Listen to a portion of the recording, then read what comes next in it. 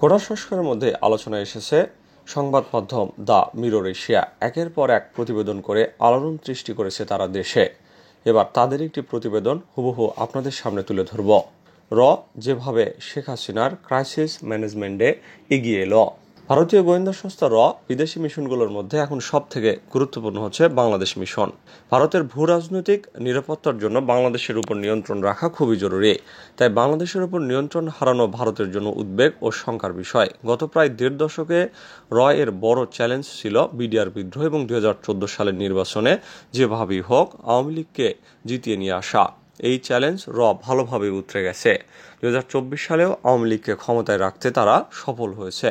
দিল্লির কূটনৈতিক সূত্রগুলো বলছে 2023 সালের মে মাসে মার্কিন ভিসা নীতি ঘোষণার পর শেখ হাসিনার মালদ্বীপ সফরে এর তৎকালীন চিফ ও বাংলাদেশের দায়িত্ব পালন করা দুজন সাবেক হাই কমিশনারের সঙ্গে শেখ হাসিনা ও শেখ রেহানার দীর্ঘ বৈঠক হয়। মূলত এই বৈঠকেই যুক্তরাষ্ট্রকে বশে আনার পরিকল্পনা ঠিক করা হয়। এই পরিকল্পনাতেও সফল। তাই 7 জানুয়ারি নির্বাচনের পর শেখ হাসিনা এবং উভয় নির্ভর ছিলেন। সাম্প্রতিক শেখ হাসিনার দিল্লি সফরে গিয়ে এর সাহায্যের প্রতিদান স্বরূপ ভারতের সঙ্গে 3টি চুক্তি করেছেন। বাংলাদেশের বিরোধী রাজনৈতিক দলগুলো বলছে এইসব চুক্তিতে ভারতকে সুবিধা দেওয়া হয়েছে একতরফাভাবে। মংলা বন্দরের নিয়ন্ত্রণ এবং পরিচালনা ভারতকে দেওয়া হয়েছে। বাকি দুইটি হচ্ছে বাংলাদেশের ভেতর দিয়ে আসাম এবং ত্রিপুরায় রেল চলাচলের করিডোর এবং তিস্তা নদী প্রকল্প। মংলা এবং রেল করিডোর চুক্তি শেষ পর্যন্ত হলেও তিস্তা প্রকল্প থেমে যায় বাংলাদেশের কিছু আমলার উদ্দেশ্য প্রণোদিত কালক্ষেপণের কারণে। চুক্তির খসড়া প্রস্তুত হয়নি বলে কৌশলে চুক্তিটি এড়িয়ে যাওয়া হয় বাংলাদেশের পক্ষ থেকে। বাংলাদেশের আমলাদের একটি সূত্র বলছে রেল করিডোর চুক্তি সংক্রান্ত ফাইলটি দিল্লির বাংলাদেশি হাই কমিশন বা রেল মন্ত্রণালয়ে নেই। এই ফাইলটি প্রধানমন্ত্রী শেখ হাসিনার কাছে আছে। কারণ চুক্তির একটি ধারায় বলা রয়েছে চলন্ত রেলে ভারত কি পরিবহন করবে তা বাংলাদেশ কর্তৃপক্ষ দেখতে ও জানতে পারবে না।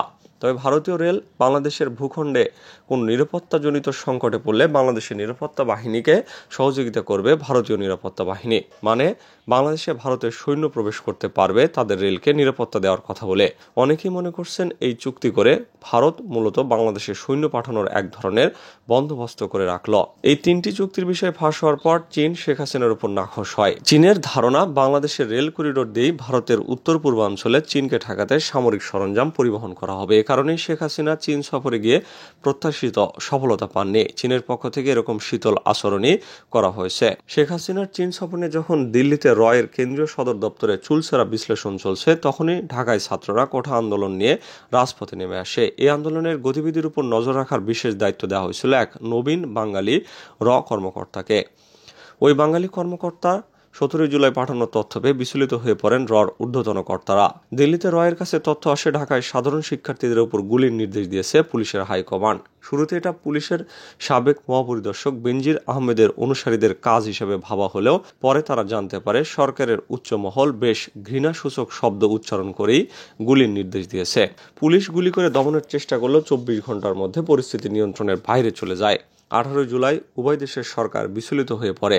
দিল্লিতে শেখ হাসিনার কন্যা সাইমা অজেদ পুতুল বেশ কয়েকজন ভারতীয় কূটনীতিকের সাথে আলোচনা করে জানায় পরিস্থিতি বিডিআর বিদ্রোহের চেয়ে ভয়াবহ। তিনি বলেন আওয়ার স্টুডেন্ট হ্যাজ রিবেল্ট। এরপর শেখ হাসিনার সঙ্গে এর প্রধানের সরাসরি ফোন আলাপ হয়। ওই ফোন আলাপে কারফিউর বিষয়টি উঠে আসে এবং শুক্রবারের জুমার নামাজের পর আন্দোলনে জামাত শিবির প্রবেশ করবে বলে বাংলাদেশের পক্ষ থেকে ভারতকে বার্তা দেওয়া হয়। টেলিফোন আলোচনায় এর পক্ষ থেকে কারফিউ জারির পরামর্শ দেওয়ায় পাশাপাশি দ্রুত একটি দল পাঠানোর প্রতিশ্রুতি দেওয়া হয়। শেখ হাসিনা কারফিউ জারি করতে রাজি হলেও ডিজিএফ এর কাছ থেকে সেনাবাহিনীর অভ্যন্তরীণ বিষয় জানতে চান। কিন্তু ডিজিএফ এর আগেই হাসিনাকে সেনাবাহিনীর বিষয়ে আশ্বস্ত করেন। উল্লেখ্য 2009 সালে বিদ্রোহের পর ডিজিএফ এর একটি অংশ এর বাংলাদেশ সেলে পরিণত হয়েছে। এরাই মূলত ভারতকে বাংলাদেশের সেনাবাহিনীর সব তথ্য সরবরাহ করে। এই সেল ভারতের কাছ থেকে সামরিক অস্ত্র কেনা সহ নানা বিষয়ে বাংলাদেশ সেনাবাহিনীকে প্রভাবিত করে। ও শেখ হাসিনার ধারণা ছিল কারফিউ জারি ও ইন্টারনেট বন্ধ করে দিলে পুরো পরিস্থিতি নিয়ন্ত্রণে আসবে। কিন্তু শনিবার ঢাকায় কারফিউ ভেঙে মানুষ রাস্তায় নামে এবং অর্ধশত নিহত হয় বলে তথ্য যায় দিল্লিতে। একই সঙ্গে জানতে পারে আওয়ামী লীগের এক অংশ নীরব সমর্থন দিয়েছে আন্দোলনের প্রতি। এ অবস্থায় শনিবার দিল্লি এবং কলকাতায় একাধিক বৈঠক করে ভারতীয় নীতি নির্ধারকরা। পরামর্শ নেওয়া হয় বাংলাদেশের উপর নজর রাখা সাংবাদিক এবং মালদ্বীপে বৈঠকে থাকা 2 ভারতীয় সাবেক কূটনীতিকেরও।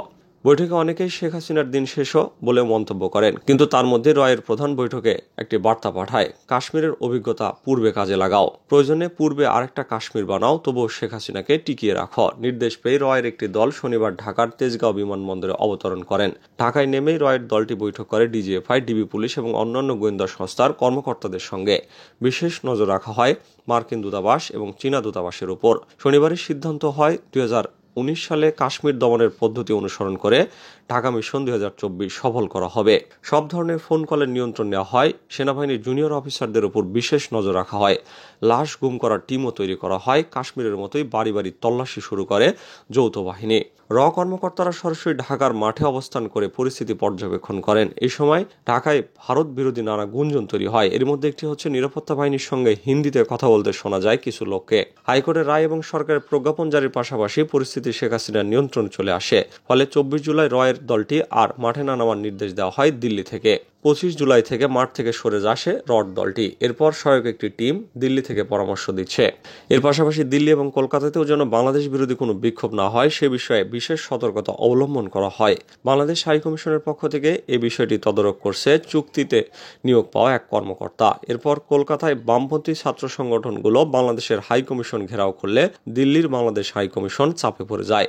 21 জুলাই রবিবার জওহরলাল নেহরু বিশ্ববিদ্যালয়ের সাউথ এশিয়ান স্টাডিজের এক অধ্যাপককে দিল্লির বাংলাদেশের হাই কমিশনে মধ্যাহ্নভোজনের নিমন্ত্রণ করা হয়। ওই মধ্যাহ্নভোজনে জওহরলাল নেহরু বিশ্ববিদ্যালয়ের বামপন্থী সংগঠনগুলো যেন দিল্লিতে কোনো বিক্ষোভ না করে বা হাই কমিশন ঘেরাও করতে না আসে তা নিশ্চিত করার দায়িত্ব দেওয়া হয় এই অধ্যাপককে।